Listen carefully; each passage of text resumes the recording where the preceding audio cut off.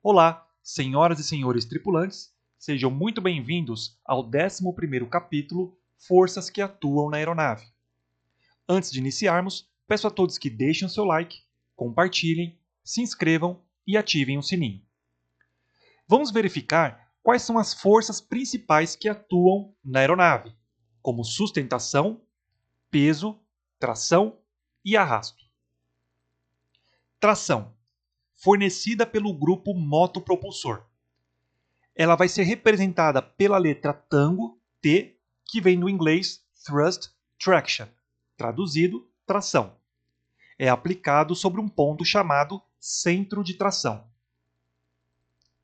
Arrasto aparece com deslocamento do avião.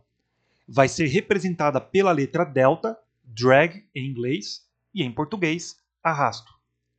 É aplicado sobre um ponto chamado centro de pressão. Sustentação, fornecida pela asa.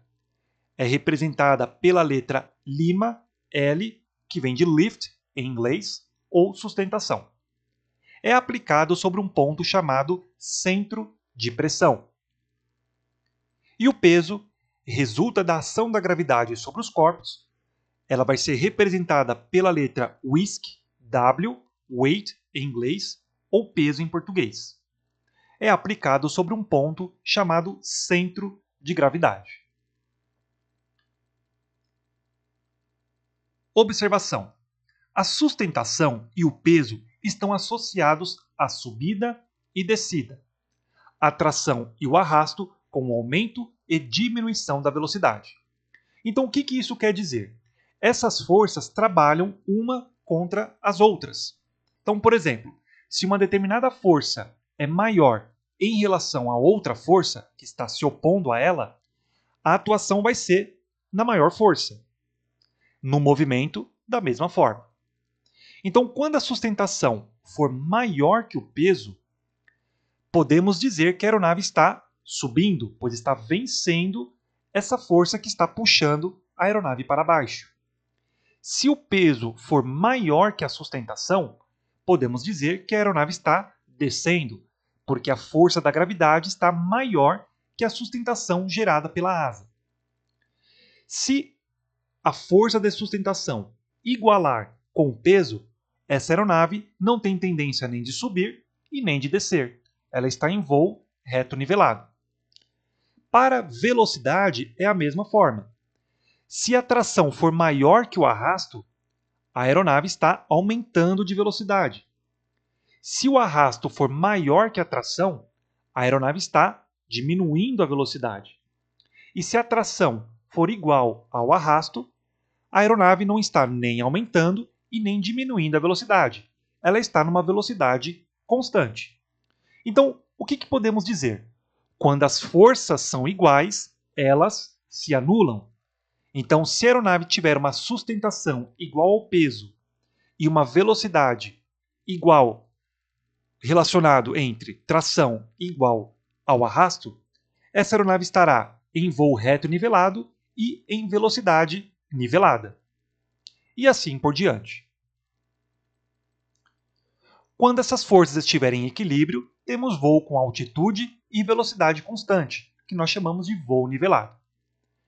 Em curva, aparecem mais duas forças, que são a força centrípeta e centrífuga. Na força centrípeta, é a força que atua sobre um corpo em movimento circular no sentido de atraí-lo para o centro, em direção ao eixo de rotação. Então, se uma aeronave for fazer uma curva para a direita e a força centrípeta for maior, a aeronave vai ter uma tendência de entrar para dentro dessa curva, para o mesmo lado que ela iniciou. Se for para a esquerda, da mesma forma. A força centrífuga é a força que atua sobre um corpo em movimento circular no sentido de afastá-lo do centro, em direção contrária ao eixo de rotação. Então, no mesmo exemplo que usamos acima, da centrípeta, a centrífuga vai ser ao contrário.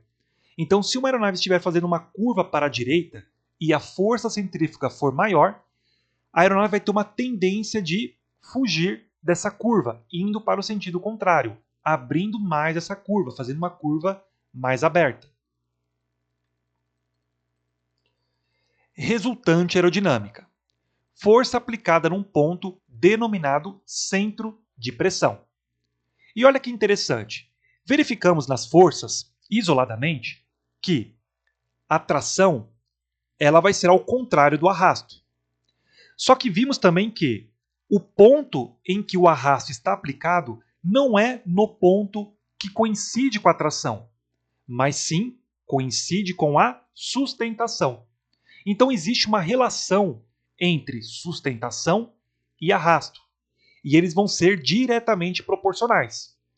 Logicamente que a sustentação, quanto maior for, maior será o arrasto produzido. Porém, se o arrasto for maior, a sustentação não necessariamente será maior. Então, nesse caso, surge essa resultante aerodinâmica. A resultante aerodinâmica vai ser uma força única que atua na asa e, decompondo essa resultante, surgem os dois vetores, sustentação e arrasto. Veja que o vetor de sustentação ele está inclinado para cima e o vetor de arrasto ele está inclinado horizontalmente. Então aqui tem que tomar o devido cuidado no seguinte ponto. Nem sempre a sustentação vai ser vertical ao movimento e nem sempre o paralelo será horizontal ao movimento, mas sempre a sustentação será perpendicular ao movimento do vento e o arrasto vai ser paralela ao vento. Por que isso? Porque quando o perfil se inclina para cima, para baixo, todo o sistema de resultante aerodinâmica também vai se inclinar, fazendo com que o vetor de sustentação e o vetor de arrasto, dependendo do ponto onde se encontra, ele não vai coincidir em estar sempre vertical ou sempre horizontal, mas sim perpendicular a esse vento e o arrasto paralela a esse vento. Então tem que tomar o devido cuidado no momento em que for responder essas questões. Um outro ponto também é em relação à resultante aerodinâmica. Veja que a resultante aerodinâmica representada pelos tracejados vai ser a soma entre o resultado da sustentação com o arrasto, fazendo com que a resultante aerodinâmica se incline para trás, diagonal e para cima. O que isso quer dizer? Quanto maior for essa sustentação, o arrasto também será maior. E cada vez mais a resultante aerodinâmica vai se inclinar. Então, também precisa ter esse olhar um pouco mais clínico em relação ao comportamento dessa resultante aerodinâmica. Com isso, finalizamos o nosso 11º capítulo. Até a próxima!